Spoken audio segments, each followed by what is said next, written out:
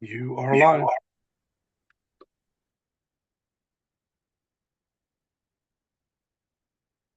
All right. Good morning, everyone, or good afternoon for those on the East Coast or those on the West Coast. My name is Ala Kamel, and I will be serving as the peer reviewer leader for this letter peer review.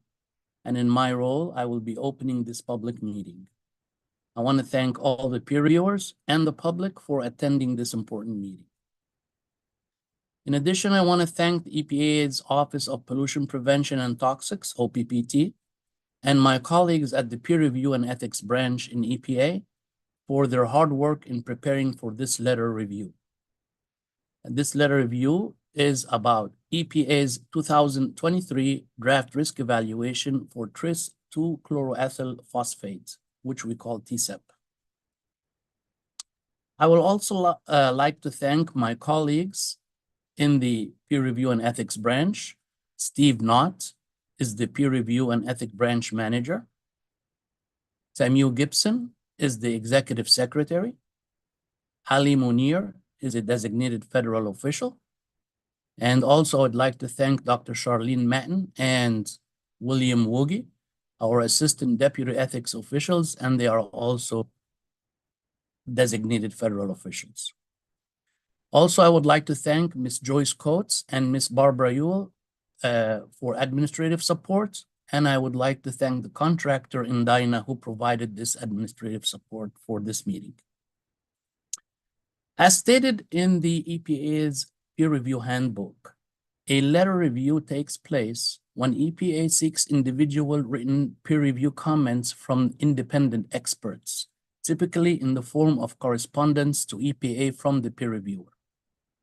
It also states that each reviewer evaluates the draft technical work product independently without consultation with other reviewers. No collaborative or consensus peer review report is developed. There are 10 expert peer reviewers selected for this TCEP letter peer review, and the expertise of these reviewers include areas in the analysis of physical chemical properties, the fate of TCEP in the environment, releases of TCEP to the environment, environmental hazard and risk characterization for terrestrial and aquatic species, and human health hazard and risk characterization for workers, consumers, and the general population. Now, as the peer review leader for this letter peer review, I serve as a liaison between the peer reviewers and the agency. I work closely with the ethics team in the peer review and ethics branch and appropriate agency officials to ensure that all appropriate ethics regulations are satisfied. In that capacity, peer reviewers receive training on provisions on the federal conflict of interest laws and ethics and scientific integrity training. In addition, each participant has filed a standard government financial disclosure report. Our deputy ethics official for the Office of Program Support and their team, in consultation with the Office of General Counsel, have reviewed these reports to ensure all ethic requirements are met. We may not keep the exact times for this meeting as noted in the agenda due to the discussions and public comments. We strive to ensure adequate time for agency presentations and the public comments.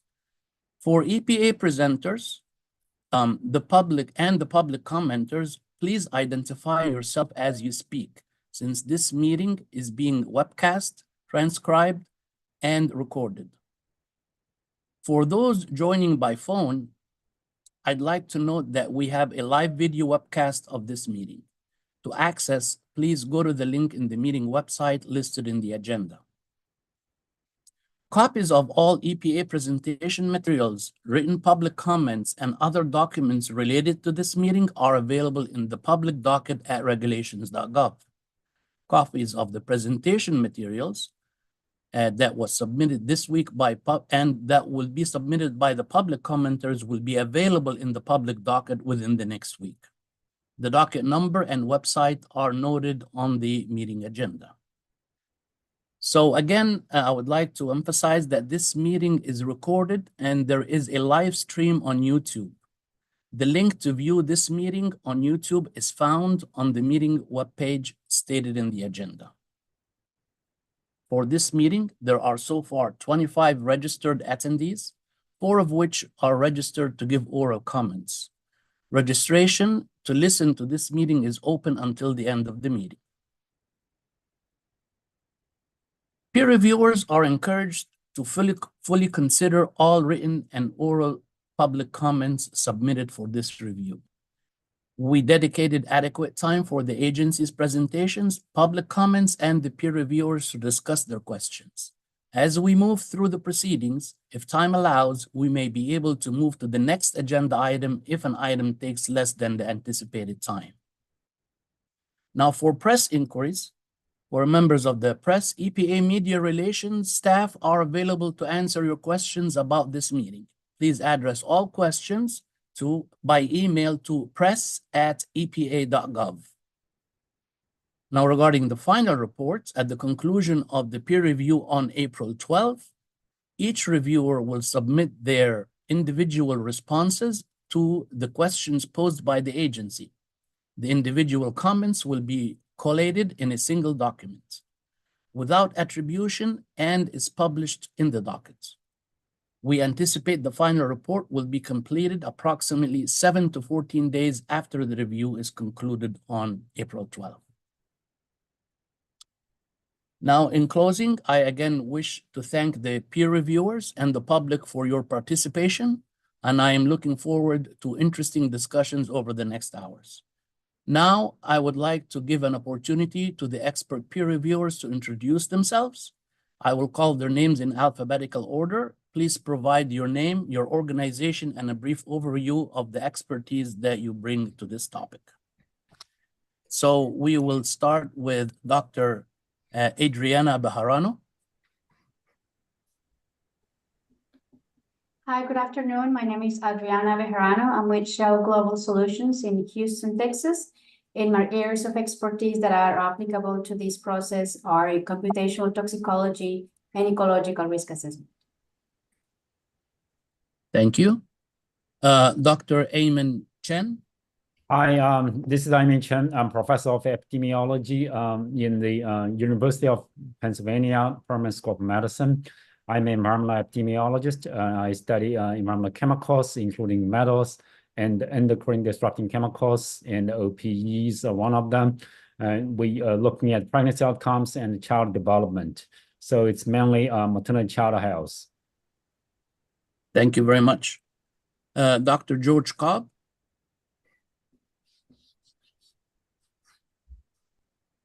Not present today. Okay, Dr. Robin Dotson. Hi, good afternoon. My name is Robin Dodson. I'm a scientist at Silent Spring Institute. I'm based in Massachusetts, and my expertise is in chemical exposure assessment and risk assessment. Thank you very much. Dr. David Eastman. Good day. My name is Dave Eastman. I'm a professor emeritus at the University of California, Riverside. My expertise is in genetic toxicology and chemical carcinogenesis, with also some experience in human health risk assessment. Thank you very much. Dr. Gary Ginsberg.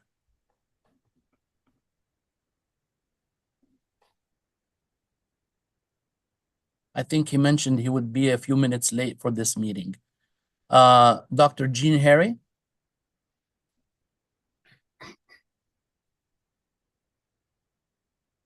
I got on.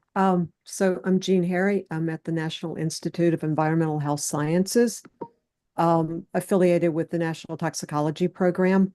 My expertise is in life stages of neurotoxicology, exposures, and injury responses. Thank you very much. Dr. Thomas Osimitz. Hi, my name is Tom Osmitz. I'm with Science Strategies, a small consultancy. My expertise is human health risk assessment. I'm a board certified toxicologist, and also the application of new models and new assessment methodologies to toxicity. Thank you. Dr. Jennifer Prisbilla. I think she also mentioned she will be a few minutes late for this meeting. She will join afterwards. So Dr. Rainbow Rubin, I'm not sure if she joined. Hi there. Yes, I'm here. Okay, Rainbow Rubin, environmental health scientist from Breast Cancer Prevention Partners, affiliated with UC Berkeley Environmental Health Sciences Department. And I have expertise in environmental epidemiology, and chemical exposure and human health risk assessment. thank you very much. Okay, so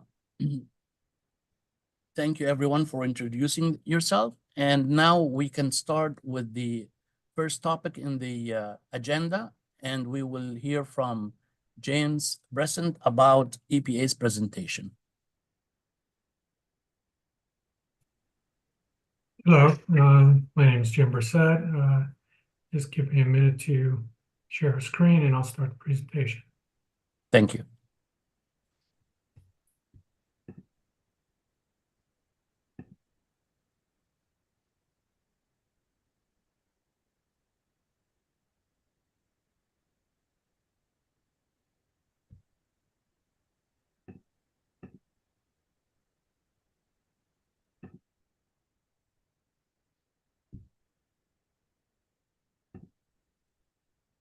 Angela, if you could let me know if this is sharing correct. I don't know if this Yeah, we can header stuff up here. Okay. we can see the presentation. Yes, everything looks good. Okay. I'm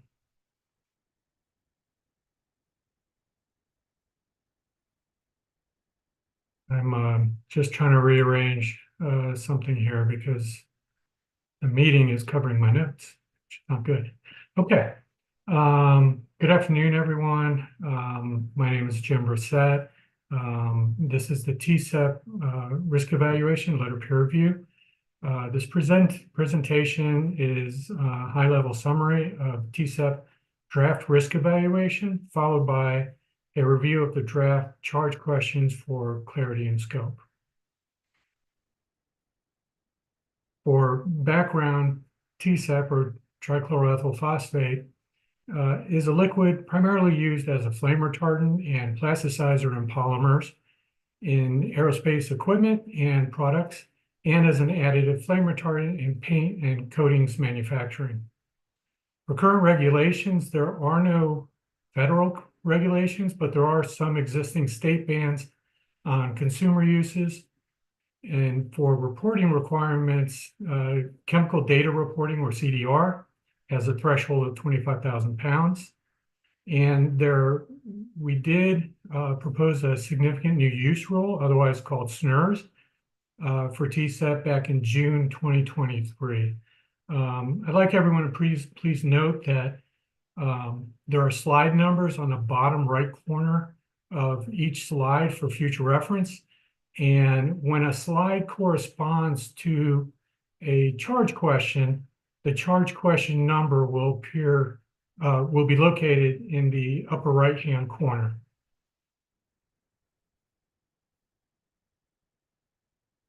For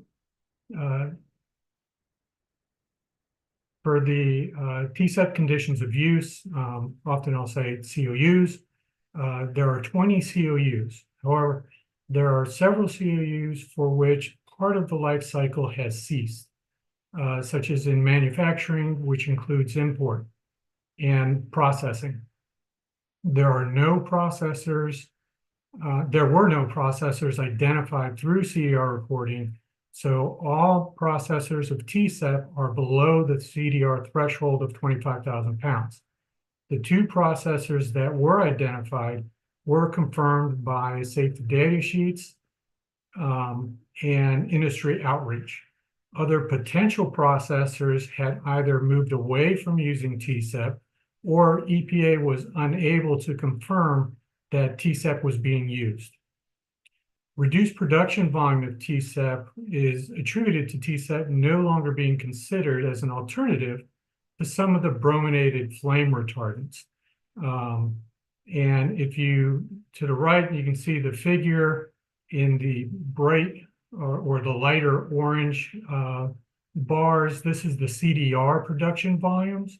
And the CDR under the Toxic Substance Control Act, TSCA, requires manufacturing manufacturers, including importers, to provide EPA with information on production and use of chemical in commerce. In the darker bars, this is for data mine production volumes. And data mine is a commercial searchable trade database that covers the import and export data and global commerce of more than 50 countries, and includes cross-border commerce of United States with over 230 trading partners. And you can, sorry about that. And you can see that there, what I was talking about in recent history, there was a large uptick in the production volume. And when commerce moved away from using TCEP as a potential replacement for brominated flame retardants, you can see a pretty precipitous drop-off. The value in a data mine is that it continues to show the production volume below that 25,000 threshold.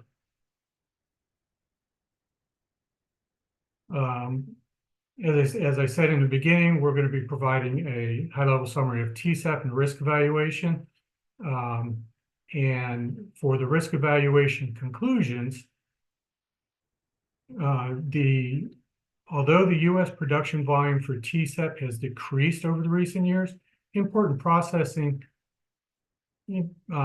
conditions of use remain, and industrial, commercial, and consumer uses continue.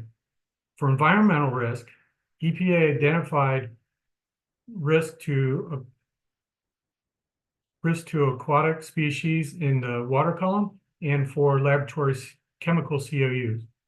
And in the sediment compartment for all uses that were quantitatively evaluated. And these include from manufacturing imports, from processing, paint and coating manufacturers, and polymers used in aerospace equipment and products, for commercial paints and coatings and laboratory chemicals. There were no risks that were identified for terrestrial species. For human health risk, EPA identified risks to workers who handle liquids, such as paints, and that contain TCEP. EPA also identified risks to people who breathe or ingest dust containing TCEP that comes off household products such as furniture that contains TCEP.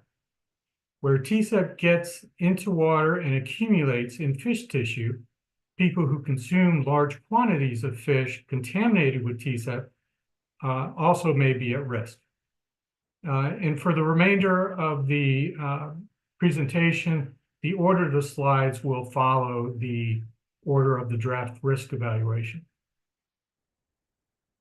For physical, chemical, and fate, TCEP is not expected to undergo abiotic degradation processes such as photolysis and hydrolysis in aquatic environments under environmentally relevant conditions.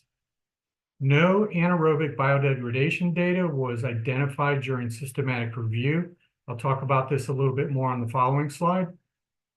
TCEP has been detected in surface water, air, and snow in remote locations with no known sources of releases, and is known to undergo long-range transport through atmospheric, plastic debris, and other not natural processes.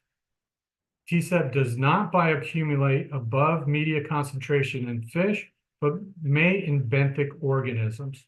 When TCEP concentrations are transferred to higher trophic levels in the food web, trophic dilution occurs. And this happens with the benthic organisms when the concentration is very high. The absorption can exceed the elimination rate of the organisms. And so that's why the condition exists in the benthic compartment. Overall, TCEP appears to be persistent mobile organic compound, also known as a PMOC. PMOCs can dissolve in water or bind to particles, resulting in longer environmental half-lives and greater potential for long-range transport, especially in the air, water, and sediment compartments.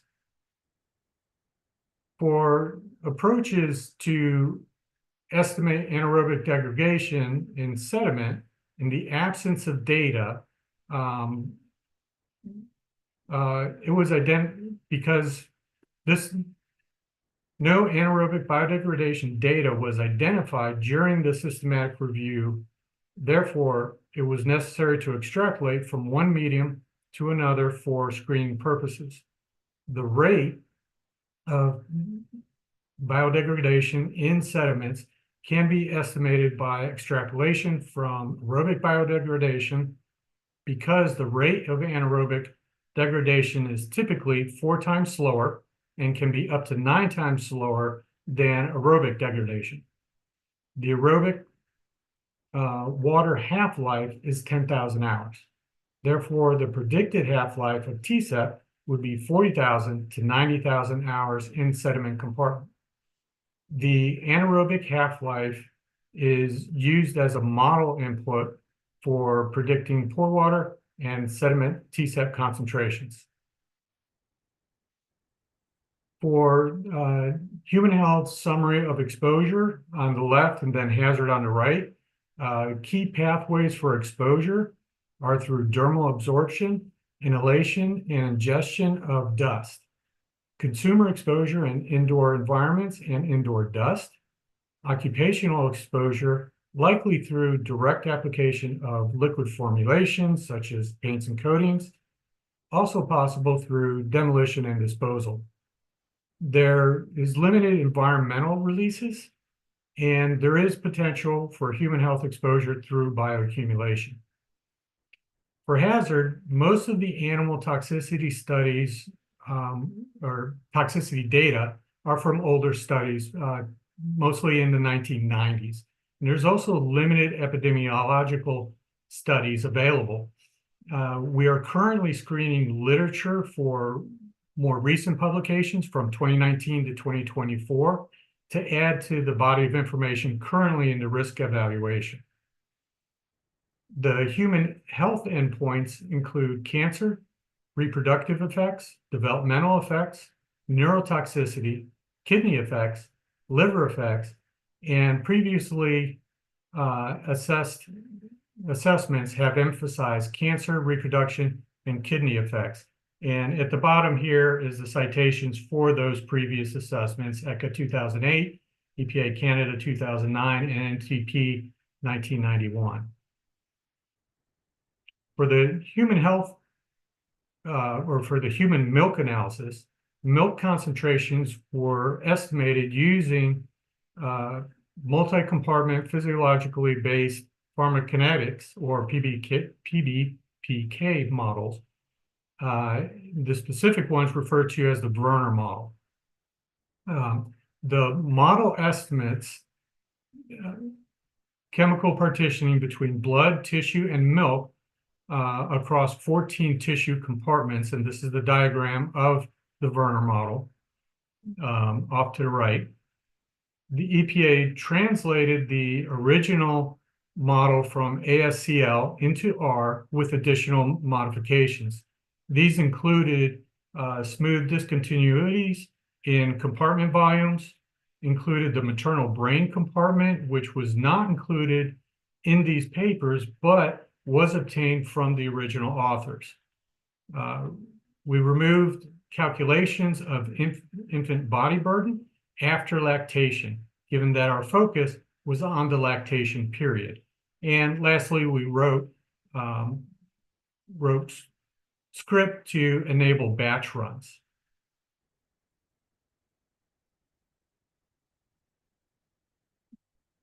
This slide is referring to the AirMod, or American Meteorological Society EPA regulatory model.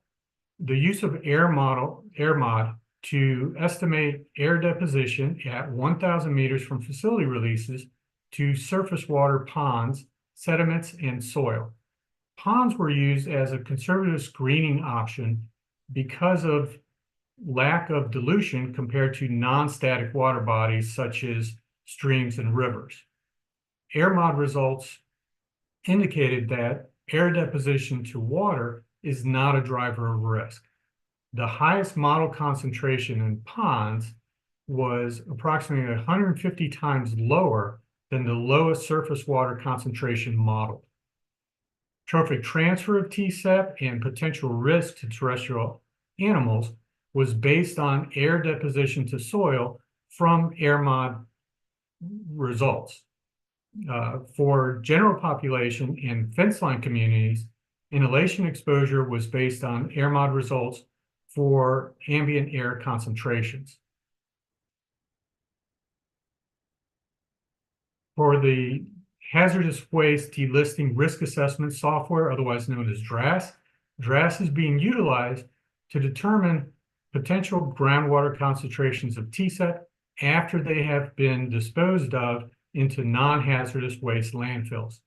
The DRAS model estimated TCEP concentrations from landfill leachate by using production volumes as the input rather than the release estimate.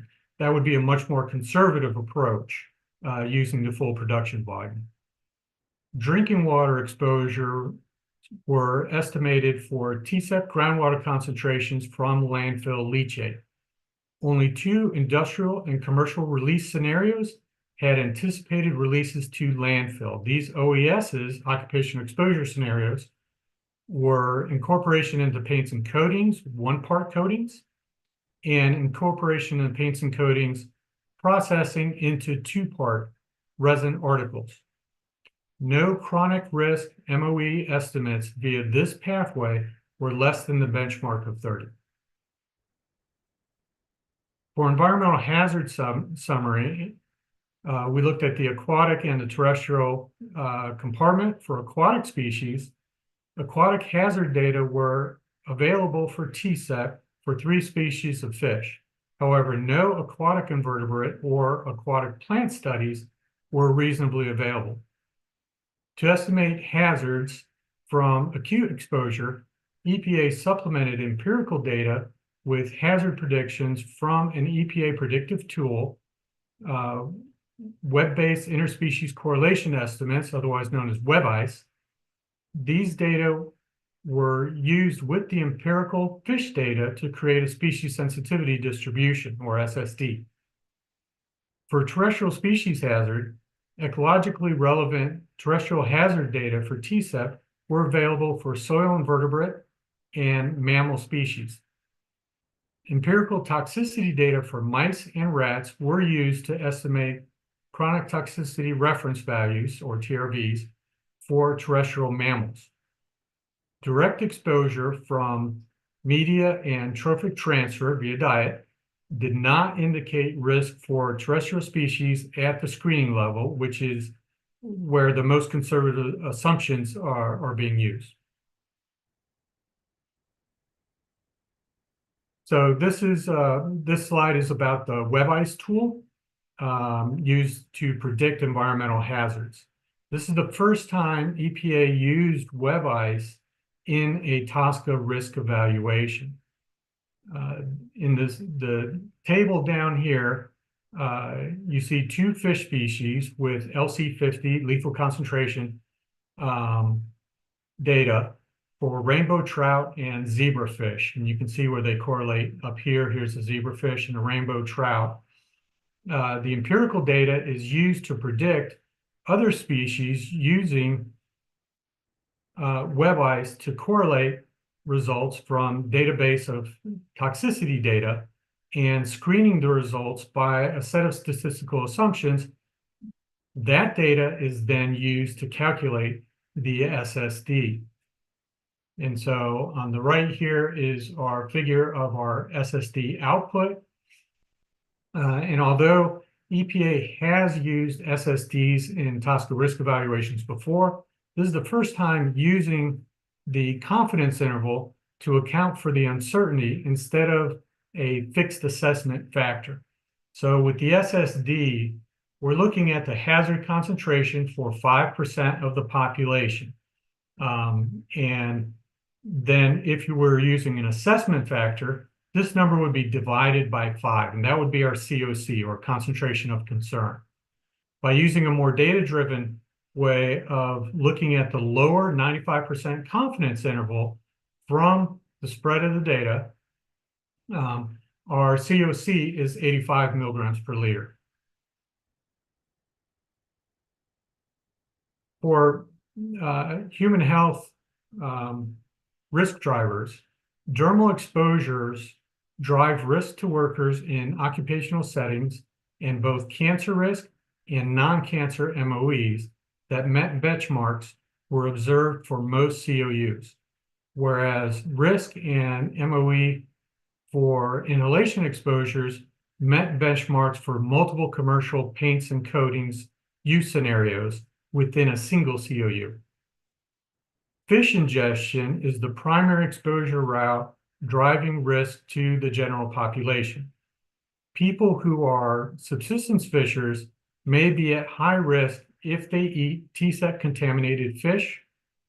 Tribal people, for whom fish is important dietarily or culturally, have even higher risk than the general population and subsistence fishers. Mouthing by infants and children is the primary exposure route driving risk to consumers for articles expected to be mouthed. Infants exposed through human milk ingestion are not more sensitive than the mothers. The COUs that present infant risk also result in maternal risk. There are no COUs that show infant risk, but not maternal risk. Therefore, protecting the mother will also protect the infant from exposure via human milk. For human health weight of evidence approach, EPA prepared evidence integration tables that included evaluations of animal toxicity studies, mechanistic information, and epidemiology studies for TCEP to produce conclusions regarding individual hazards. Beyond these data, EPA also considered additional factors to arrive at overall confidence ratings.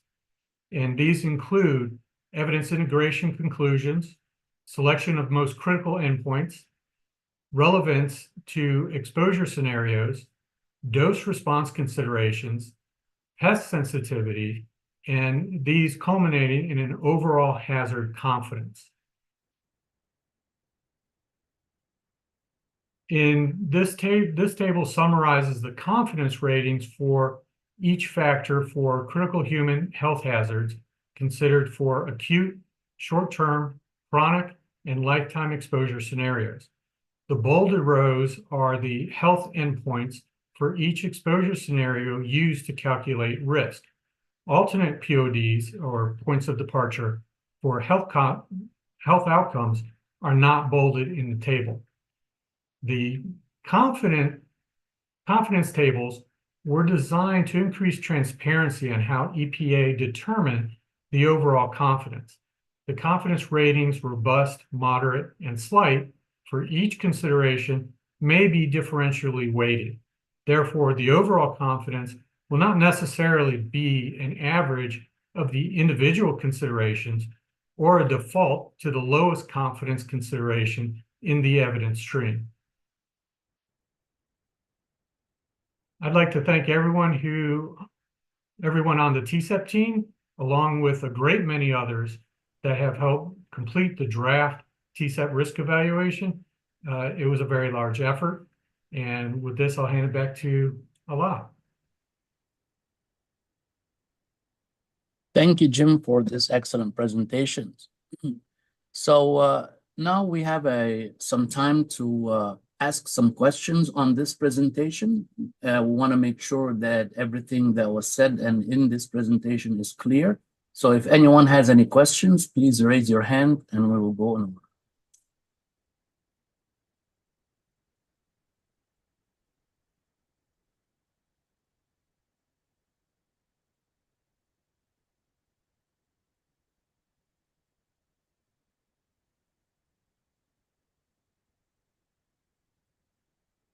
Can give it a couple of more or a few more seconds. Anyone has a question?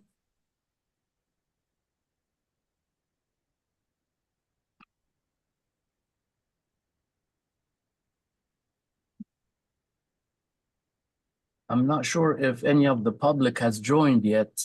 So I see, Dr. Harry, you have a question? Yeah, I had a very quick one. Your comment was, I think this is the right time to ask it. Your comment was that you were going to protect the infant based upon maternal toxicity with the idea that there was no transfer through the milk that was going to be a special issue. Is there a consideration for gestational exposure within there? Do you feel like you were thinking that there is protection if you protect mom, that the developing infant will be protected? Or was that really simply on the basis of milk transfer? This model was just on the milk analysis. So the infant feeding off mother's milk that were exposed to TCEP. In other wording that we have in the executive summary, you'll see the wording is that there's no scenario in which the infant was at greater risk than the exposed mother. We can't make a blanket statement that their risk is less than, but at no point was it greater than the exposed mother, because each scenario could be a little different. Thank you. All right, Dr. Rubin? Yeah, also a quick question on the, you mentioned that fish drive exposure in the general population. And previously you had mentioned exposure through dust from furniture. Could you say to what extent dust inhalation contributes to drives exposure in the general population?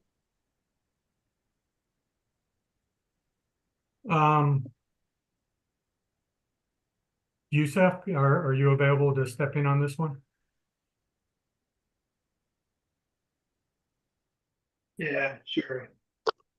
Hey, this is Yusuf Ahmad. I'm the exposure assessor for TCEP. I think the question's getting at the difference between what we classify as a consumer exposure versus a general population exposure. So the consumer analysis included all life stages that were exposed to dust from consumer articles found in the home. And in that case, infants and children were driving risks to consumers because of the mouthing behavior. For the general population, out of all the analyses that we did, fish consumption was driving the exposure. And that general population analysis included inhalation exposures, dermal exposures, and other exposures from the various environmental media. So I hope that answers the question. Sure does. Thank you.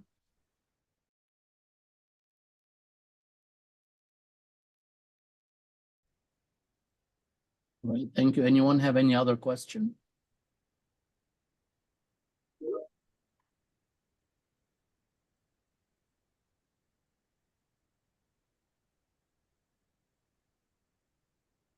Okay.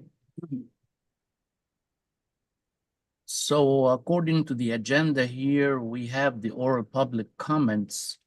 They start now, so I'm not sure if anyone from the public has joined the meeting. I know they told them at 2.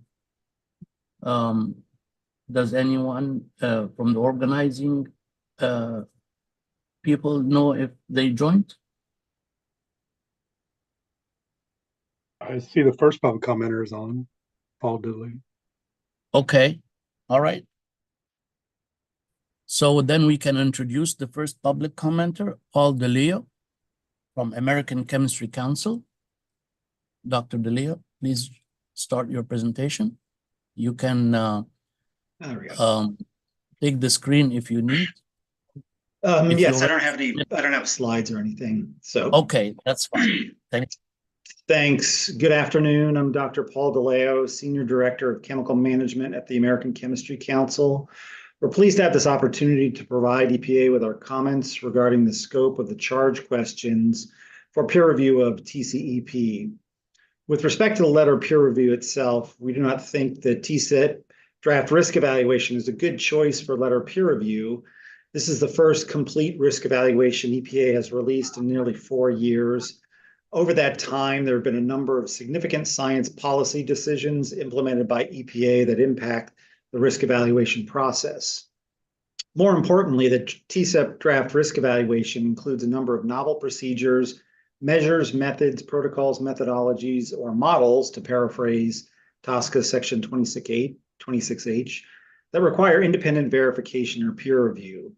We therefore contend that it would be better to conduct a peer review of TCEP as an in-person panel meeting where the exchange of ideas and information among the reviewers would be standard practice.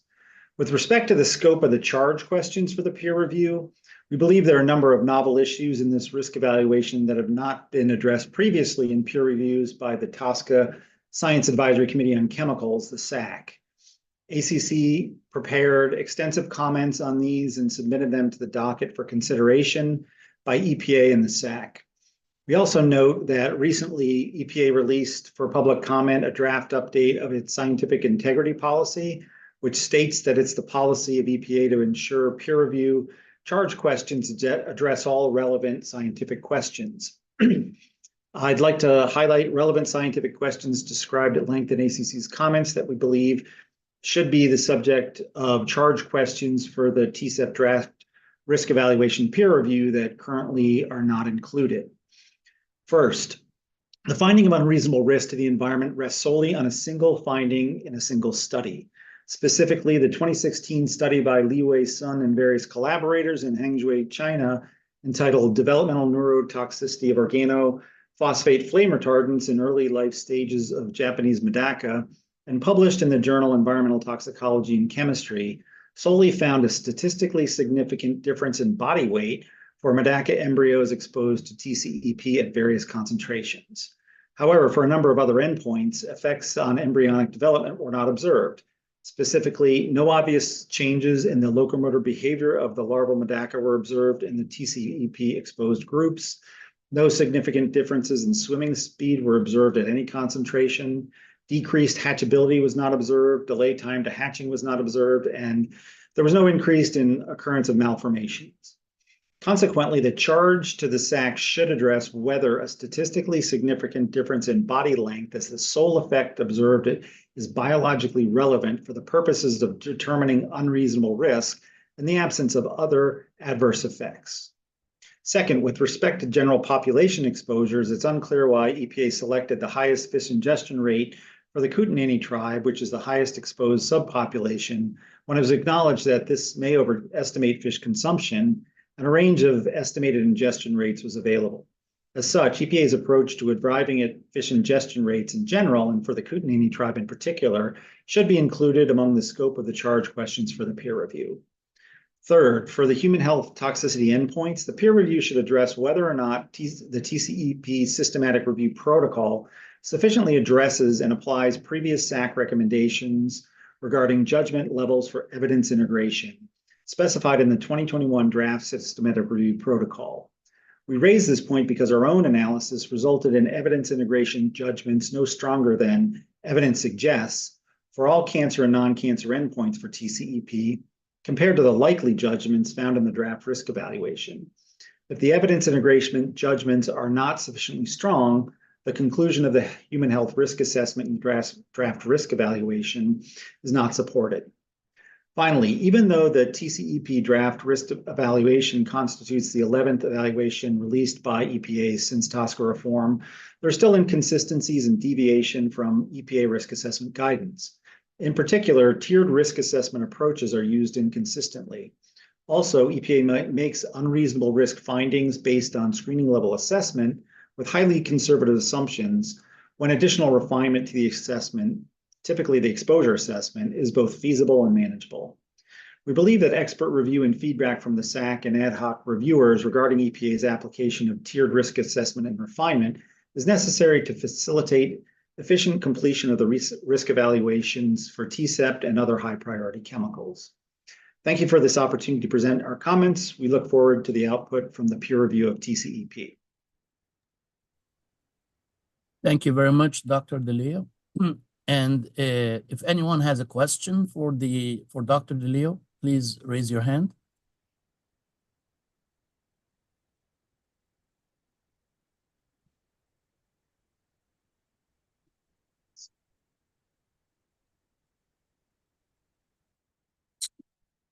Okay, I guess all is good.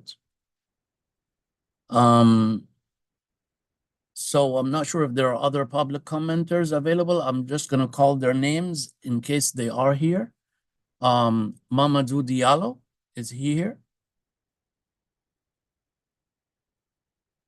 About Ghulam Mustafa? Or Levon Stone?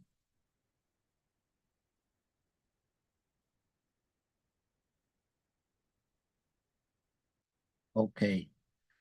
Well, these were the public commenters who requested an oral presentation. We can now move to the next section on the agenda. And Jim, if you can bring up the charge question and go over them, if you can read each question. And we see if it's clear for everyone, if anyone has a question on it, or if there's any clarification required, we can talk about it.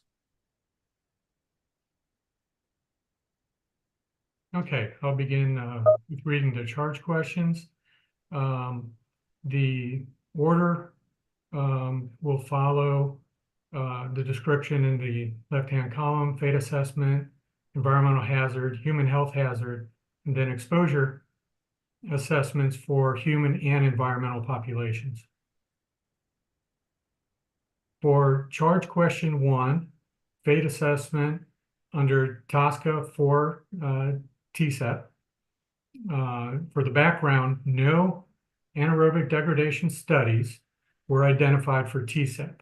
The rate of biodegradation in sediment can be estimated by extrapolating from aerobic biodegradation testing or by considering the rate of anaerobic degradation is typically a range relative to the aerobic degradation.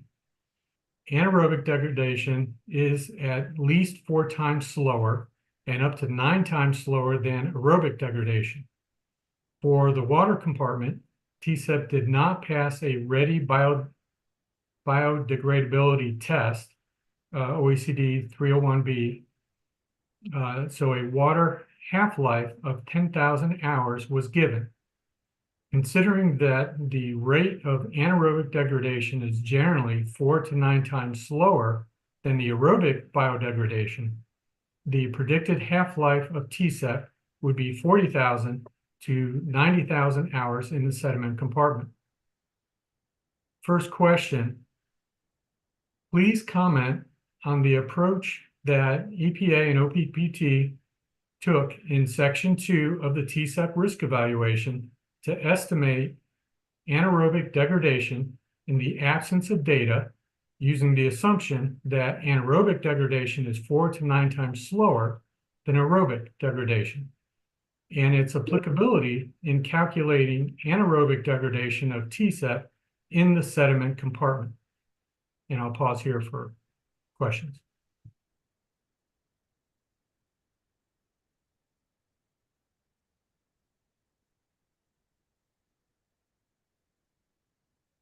And I'll continue on. If anyone has a question, if they feel that this question is clear and there's no further questions on it, we can move on to the next one. I don't see any hands. Okay. For charge question 2, hazard assessment under TSCA for TCEP. For background, for environmental hazard, EPA limited empirical toxicity data, for environmental hazard, EPA had limited empirical toxicity data available. The WebICE application was developed by the EPA and collaborators to provide interspecies extrapolation models for acute toxicity. The WebICE application was peer-reviewed by EPA in 2007, with updates to the model again reviewed in 2010 and 2015. WebICE models estimate the acute toxicity for LC50 and LD50 of chemical to a species, genus, or family with no test data, the predicted taxon, from a known toxicity of the chemical to a species with test data, the commonly tested surrogate species. Specifically, EPA used WebICE to supplement empirical data for aquatic organisms with acute exposure durations. The toxicity data were then used to create species sensitivity distributions for aquatic organisms, which was used to calculate the hazardous concentration for 5% of the species, or HCO5. I'll pause here. So the first question under charge question 2, please comment on how EPA calculated the HCO5 and its associated strengths and uncertainties in the TCEP risk evaluation in section 4.2. I'll pause here. Dr. Eastman, I see your hand up. Yes, thank you. And maybe I should have asked this in the previous presentation, where they showed the graph of the different species that was used for this. It looked like virtually all of those were fish species, with the exception of one daphnid and one bullfrog. Is that representative of this type of data? I'm not very familiar with it, but it is definitely short on representation for invertebrates in the water column. And to supplement that, we were able to locate some night studies, Japanese studies that have gone through systematic review, and that include Daphnia studies. So Daphnia will be moved to empirical, and that will help predict additional, I expect it will help predict additional invertebrates in the SSD. That hasn't been accomplished yet. We only just recently, after publication of the draft, finally got the translations from the Japanese studies. okay. Well, thank you. Anyone has another question? Dr. Bejarano? A follow-up on that question, would those new data for Daphnia be available to the reviewers for consideration in this assessment?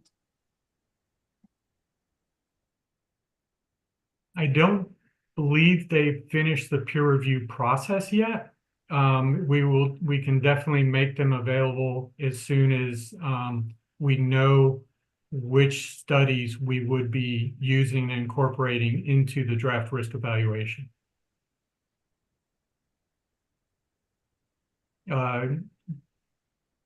Chris, do you know when those studies will have finished being QC'd and when it would be appropriate to share with the peer reviewers?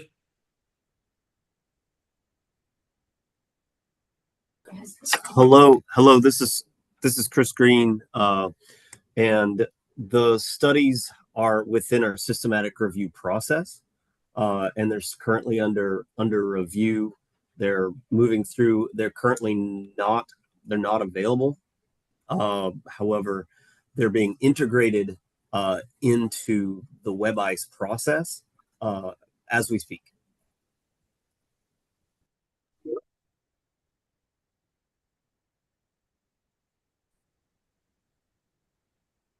Right, thank you. So that's it for this question. Is there any other questions?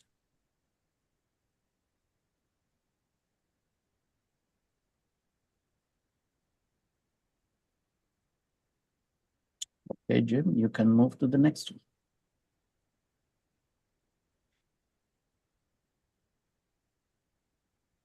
Okay, so this is also under charge question 2. The environmental hazard section, section So 4.2. if I can interrupt for a second, one of the reviewers had a question, but for some reason he cannot unmute himself. So I can read this question for Dr. Gary Ginsberg. He is asking whether the previous TSCA chemical risk panels have reviewed this methodology. For WebICE, this is the first time it's in a TSCA risk evaluation. So prior SAC panels would not have reviewed it for TSCA. Thank you. Sorry to interrupt, but you can proceed with the That's all next right. question. Yeah. Okay, so this is a related question. This is the background for charge question 2. For environmental hazard, section 4.2, EPA used a data-driven method of accounting for uncertainty in its acute concentrations of concern for aquatic organisms. Historically, EPA has used a fixed assessment factor to account for uncertainty in lab-to-lab and species-to-species variation. In the TCEP risk evaluation, EPA instead used a lower bound of the 95% confidence interval of the HCO5 to account for its uncertainty. The 95% confidence interval is generated by the SSD toolbox and is calculated from the best fit distribution based on goodness of fit of the data distribution.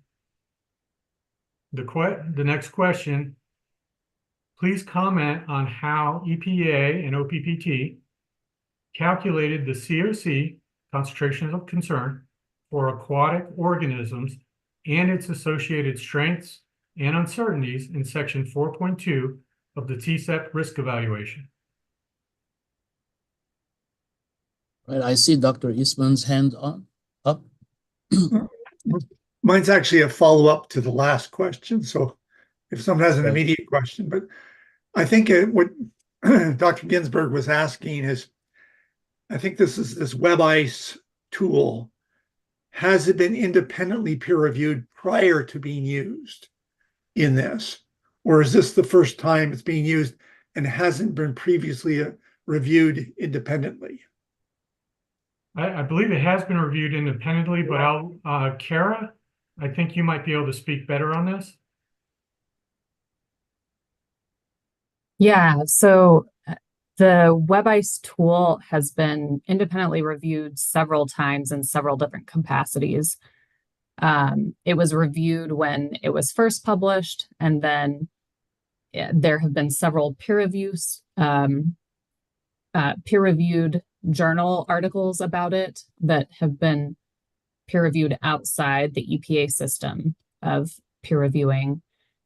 And then there have been several, as the model has acquired updates, there have been several QC peer review, internal EPA peer reviews of the new sections of the model. So the short answer is yes. The long answer is listed out on the WebICE website for each, like more details about each of those peer reviews that it underwent. Thank you.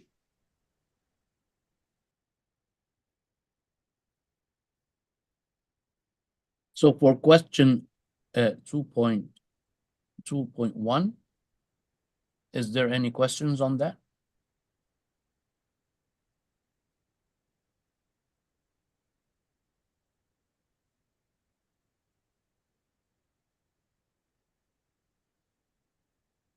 Looks like the question is clear. Then you can move to the next one. And if needed, I can go, if there was an associated slide related to the charge question, I can go back to that slide if people need that. Okay. And again, still under charge question 2, for background, for human health hazard characterization, section 5.2, and as part of our process improvement regarding systematic review, EPA prepared evidence integration tables that include evaluation of animal toxicity studies, mechanistic information, and epidemiological studies if they were available for TCEP. As part of this evidence integration, EPA made conclusions regarding the likelihood that specific human health hazards, for example, neurotoxicity, will occur in humans. And you can see Appendix K for the evidence integration tables. Beyond these data, EPA also considered additional factors, selections of most critical endpoints and study relevance to exposure scenarios, dose response considerations, and pest sensitivity to arrive at weight of scientific evidence conclusions and overall confidence ratings as described in section 5.2.7. For TCEP, the ratings are moderate for each of the human health hazard values used in the risk evaluation. For the first question, EPA is seeking comment on first, the specific list of considerations EPA used to arrive at the health hazard confidence level, introduction to section 5.2.7, and two, the specific confidence levels chosen for each human health hazard endpoint. The confidence level is moderate for all effects: neurotoxicity, reproductive toxicity, developmental toxicity, kidney toxicity, and cancer, as seen in section 5271 and 5272.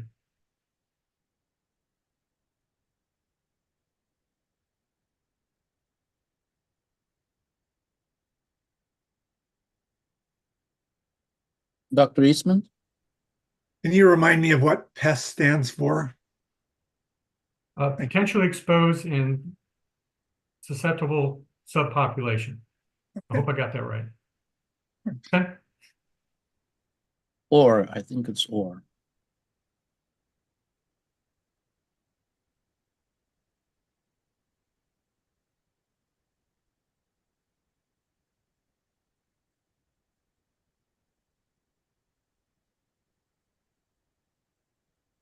Okay, looks that this question is also clear. Then we can move to the next one. The next question under charge question 2, EPA is seeking comment on the use of male reproductive effects from Chen et al.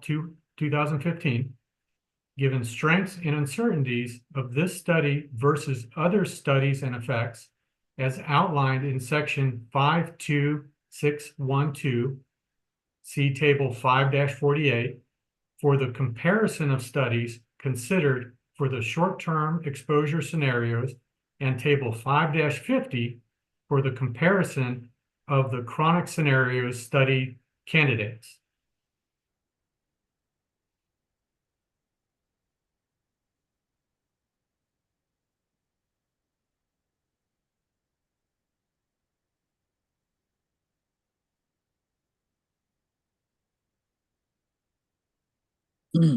I see also a question from Dr. Ginsberg. He's still muted. And the question is, can EPA state if anything for hazard assessment considerations in this risk assessment differs from typical agency protocols for hazard assessment? I'm sorry, could you repeat that question, Ola?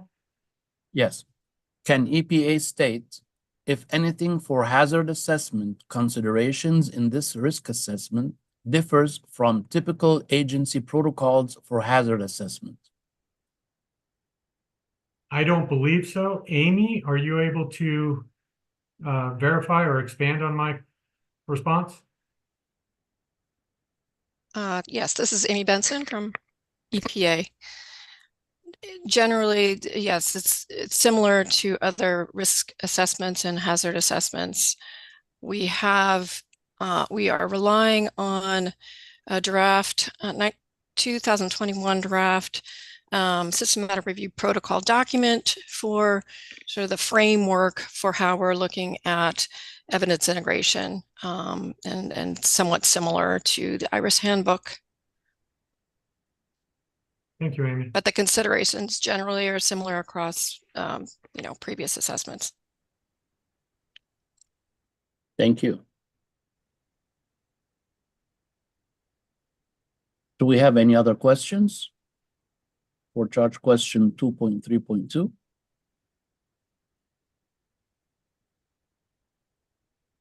And we can move to the next one.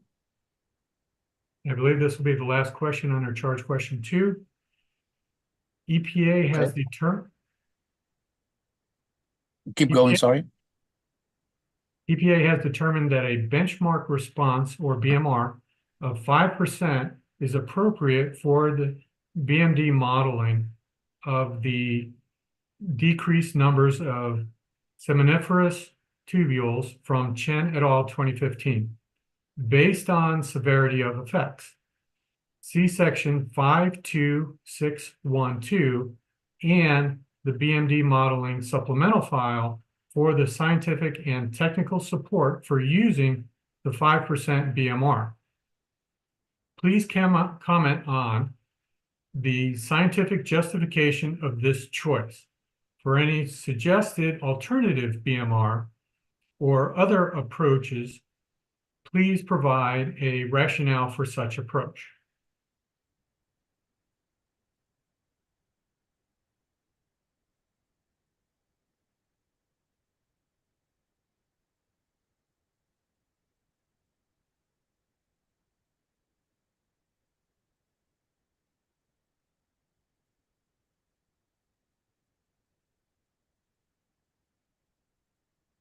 Well, the question looks okay. No questions on that? Then we can proceed. Okay, this is the final charge topic. Charge question 3, exposure assessments for human and environmental populations.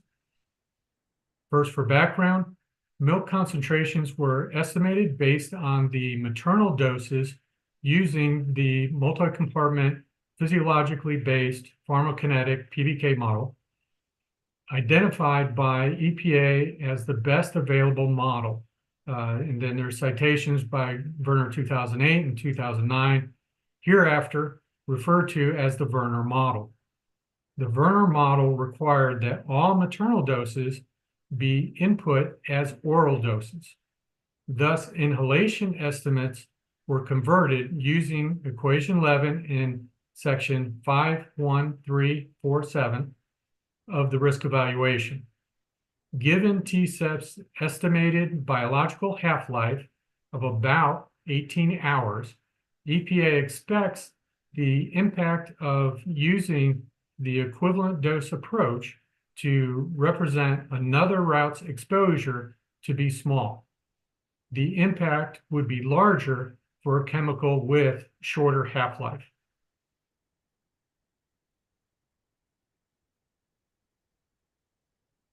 So the first question, please comment on whether EPA and OPPT's use of the Werner model is clearly and transparently described.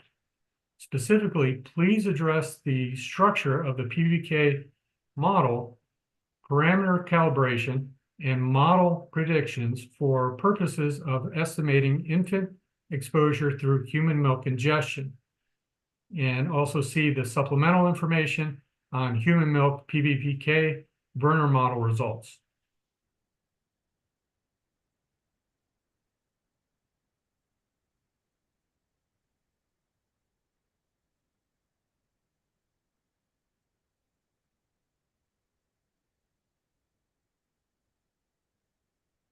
Please raise your hand if you have any question on charge question 3.1.1. Dr. Easton? This is a clarification. So if I recall correctly, that the occupational exposure was, the dermal exposure was the primary driver from occupational uses. So I'm assuming that because dermal isn't being mentioned here, that there's not a concern isn't being raised for pregnant women or nursing mothers that would be working occupationally. Is that correct? Yeah, the Verner model is using inhalation and oral. Catherine, are you able to help clarify why dermal wasn't part of the milk ingestion pathway? Yeah, I can clarify. The dermal exposure pathway was included. It's just that dermal, the doses we received were already in the form of an oral equivalent, so no extrapolation was needed. Yeah, Thank you. so yeah, dermal was considered. Yeah, that was Catherine Ngo. How do you Oh yeah, pronounce your last sorry. name? I'm Right. Catherine Ngo, exposure assessor at EPA. Thank you.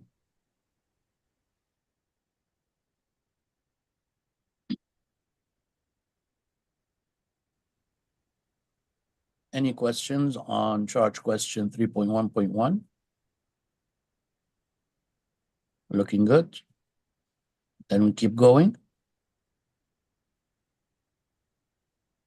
Next question is, please comment on the uncertainties in extrapolating from the inhalation to oral routes of exposure in section 51347.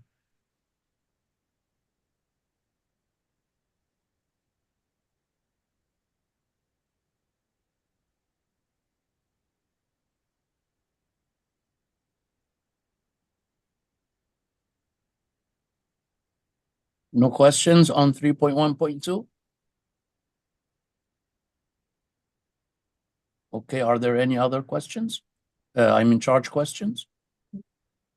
Yes. Okay. Next is please comment on the appropriateness for adjusting the intrinsic hepatic clearance such that the half-life remains constant throughout all life stages, irrespective of changes from birth through adulthood. Please consider if it is more realistic to assume constant intrinsic clearance or scale it based to, or scale it based on body weight or another physiological variable.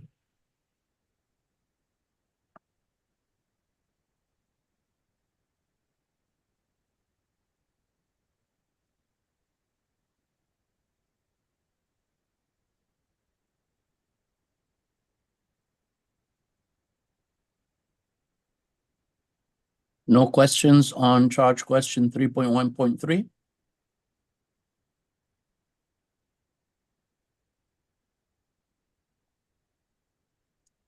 All right, we can move forward.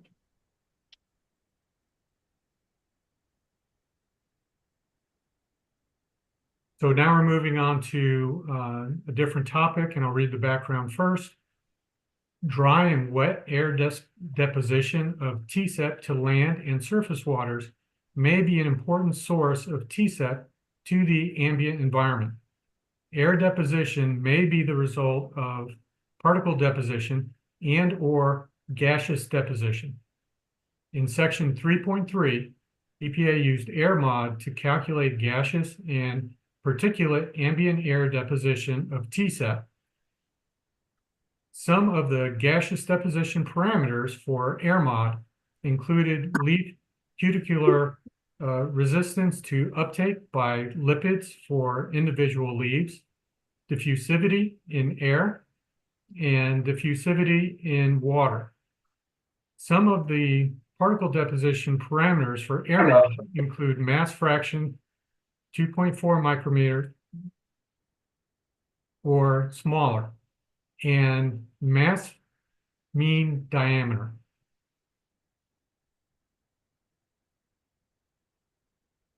First question, please comment on the 82% to 18% proportion used for gaseous phase versus particle phase based on Wolchek 2016 in section 33121.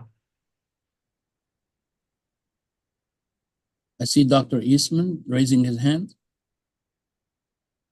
Yeah, unfortunately, I'm a little slow. This is on the last question. If that's Right. okay. Can you, Here,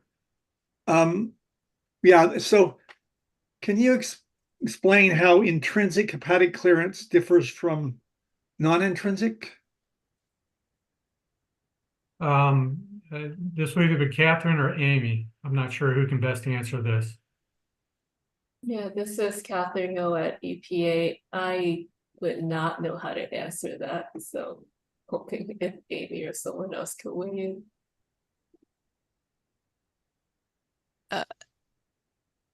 I think this is a question about the milk pathway though, right?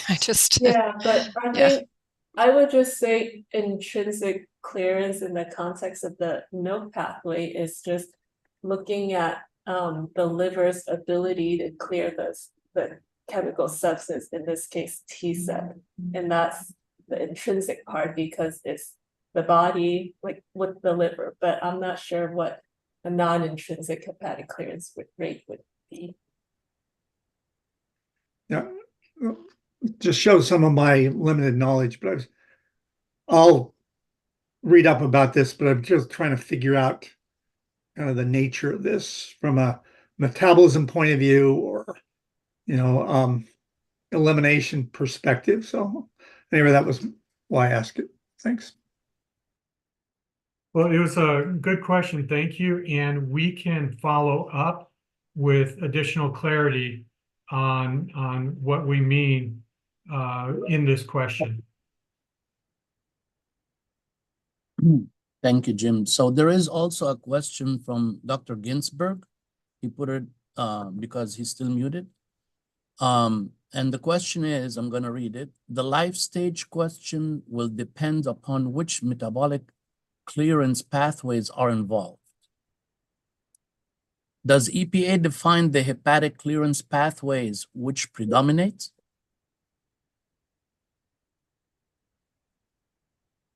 You got the question? Yes, thank you. Amy? I think it's some P450. It's somewhat vague. I think we don't have good information. I don't know if Edwin has more information on this.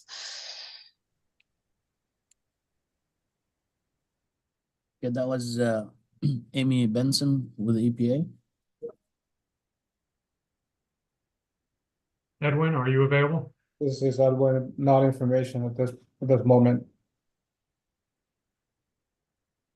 Okay, thank you. So again, we will get back to you with additional clarity on this question so that it's the scope of the question is fully understood.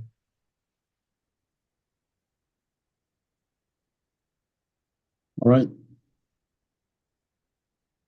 So I think this was a previous question you were answering. Yeah, this is the question we're on right now.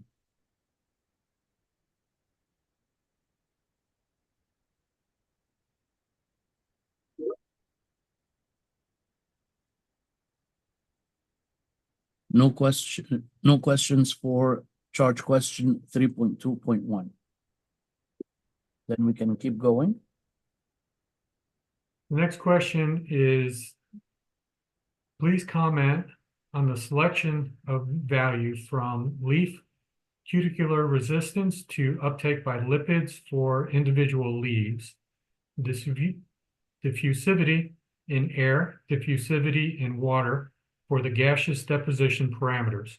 This is in appendix H 3.3.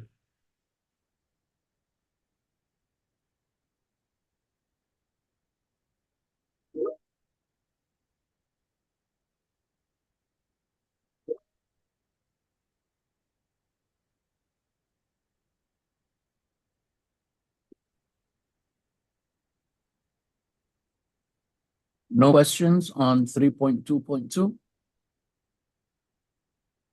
All right. Is there a next question? Yes. So the next question is to please comment on the mass fraction 2.5 or smaller and the mass mean diameter for the particular particle size deposition parameters.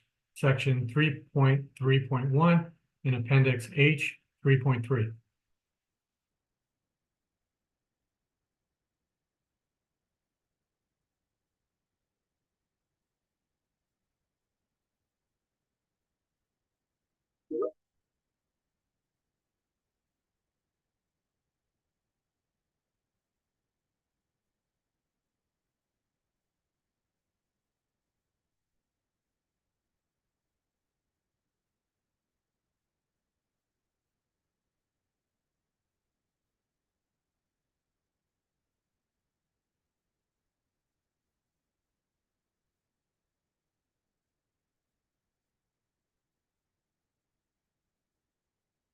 Not hearing anything. Laura, are we ready to move to the next section? Next topic.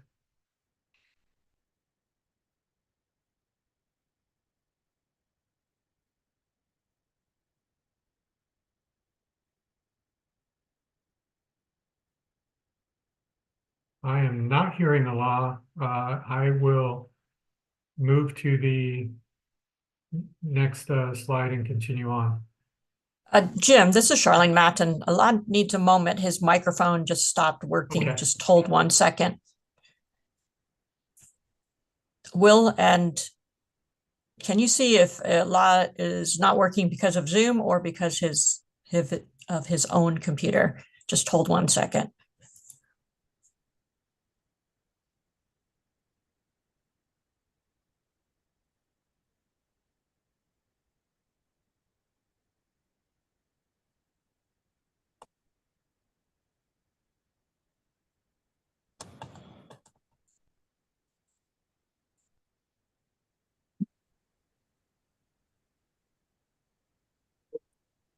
Okay, is it frozen? Do you want me to pick it up?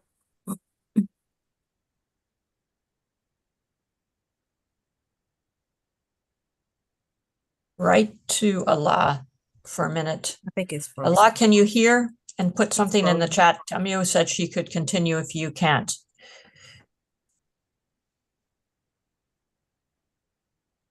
Jim, you ready? I am ready. Okay, go right ahead. Can you all hear me now? I do. Okay, I don't know what happened. All of a sudden, Zoom froze. Yeah, I had to leave it and come back. Okay, sorry about that. That's okay. Okay, so this would be, it's still under charge question 3, but there's a new question, and I'll start off with the background. In section 3.3.3 and 51341, EPA used the disposal of groundwater pathway to assess human exposure to TCEP contaminated drinking water from wells sited near municipal solid waste landfills. Because TCEP is persistent in groundwater, this pathway provides a method for assessing the risk associated with disposing TCEP into poorly managed landfills or landfills that are less rigorously designed. Little information is available on TCEP in landfill leachate, but it has been shown in the monitoring data to have the potential to contaminate nearby groundwater sources. The approach used to assess this disposal and groundwater pathway is novel to TSCA risk evaluations and was developed to begin addressing groundwater contaminations from chemicals that are in the marketplace and on the high priority substance list. Because a large amount of variability and uncertainty can be associated with national assessments of groundwater contamination, EPA evaluated waste volume loading rate and potential leachate concentrations as potential drivers for drinking water concentration within a 1 mile radius of the hypothetical municipal solid waste landfill using the hazardous waste delisting risk assessment software, also called DRAS, as a software designed for assessing the risk of delisting chemicals before they are disposed to the municipal solid waste landfills. first question is, please comment on the extent to which the underlying assumptions of the groundwater assessment from disposal response reasonably provide a high-end and scientifically robust estimate for use in assessing exposure relevant to communities drinking water from wells near municipal solid waste landfills.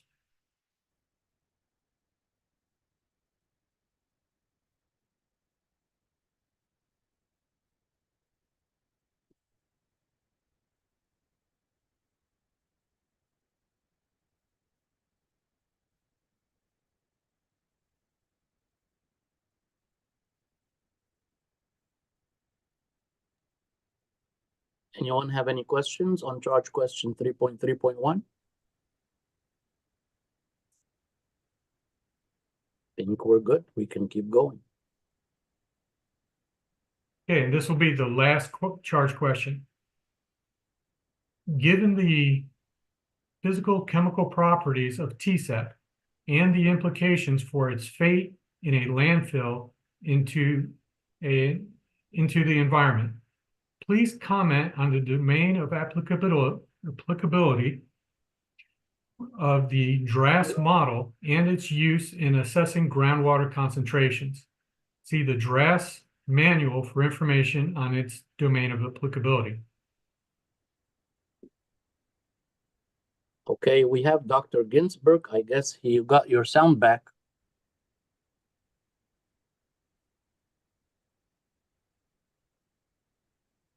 Or not, he sent a message again. Okay, so I'll read it. So the question is regarding 3.3, are septic systems an exposure pathway being assessed, or is it just landfills, and why? Okay, so with the addition of why, I'll call for Youssef to handle this question.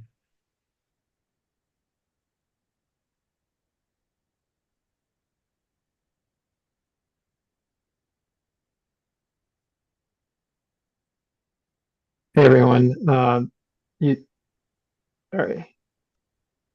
Yusuf Ahmed, exposure assessor for EPA. Septic systems, do you mean like waste systems? And I guess I'm trying to understand what you mean by that.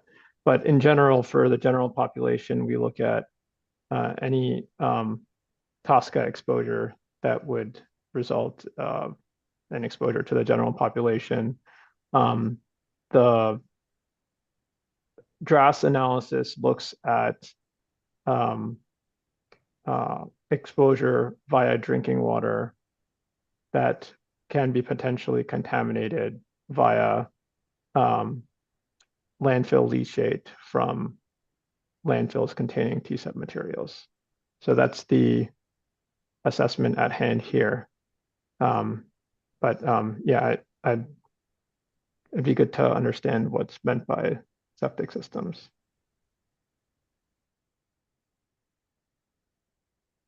So he's saying regions with high density of septic and private wells. But it sounds like it might be down the drain. Okay, so yes, down the drain. Yeah, so we don't have any site information.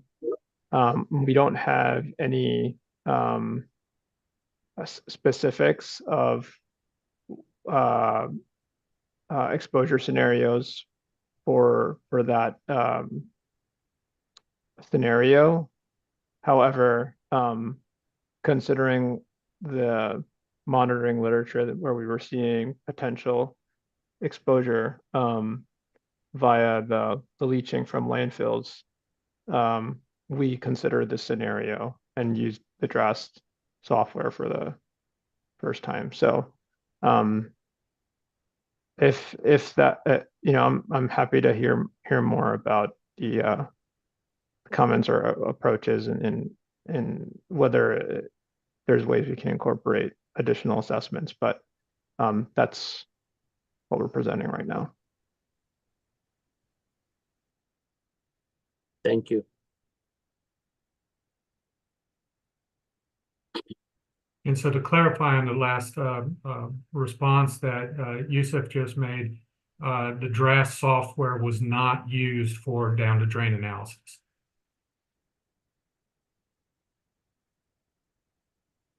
And that this is our last charge question. Okay.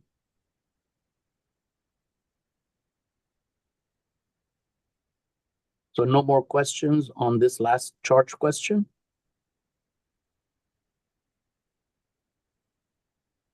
All right. Well, the purpose of this meeting was in general to clarify the charge questions, and if they are already clear, so this is good news. I just wanted to go over the public commenters again and see if any of the public commenters has joined to give them a chance to do their comments. So I will call for Mamadou Diallo, Ghulam Mustafa, Levon Stone. Okay, I guess none of them joined, and these were the ones who were registered. So we only have one public comment from Dr. DeLeo. Dr. Eastman, I see your hand raised. Yes. Just had a question. Did Dr. Leo's comments, did he submit written comments as well as the oral ones? I know. Or did ACC submit? The ACC submitted a written comment. Okay. And I don't know if Dr. Leo is still with us. It's okay. I could just go back and refer to. Right. Okay. Clarification. I'll go back to that. Thanks. Okay. You're welcome.